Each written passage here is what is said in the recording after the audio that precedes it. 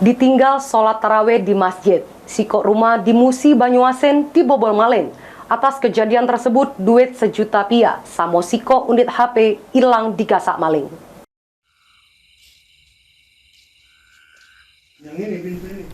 Sikok rumah warga yang berada di komplek Desa Tegal Mulia, Kecamatan Keluang, Kabupaten Musi Banyuasen dibobol maling.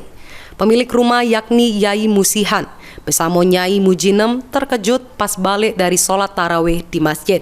Kondisi pintu belakang rumahnya sudah terbuka dan bagian jero rumahnya berantakan. Sesudah dilakukan pengecekan, duit yang disimpan di lemari pakaian sebesar Rp4 juta dan sikok unit HP yang berada di meja raib digasak maling. Atas kejadian tersebut, korban langsung melapor ke pihak kepolisian yakni Polsek Keluang.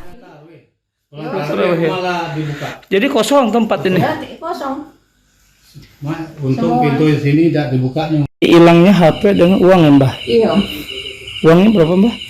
Yang 4 juta, tapi yang dijual itu entah berapa itu. HP satu ya? HP satu yang kemarin Rp1.600.000 belum lama itu. Atas laporan tersebut, polisi langsung datangi lokasi guna melakukan olah TKP dan penyelidikan kasus pencurian ini. Ruzi Iskandar, PAL TV.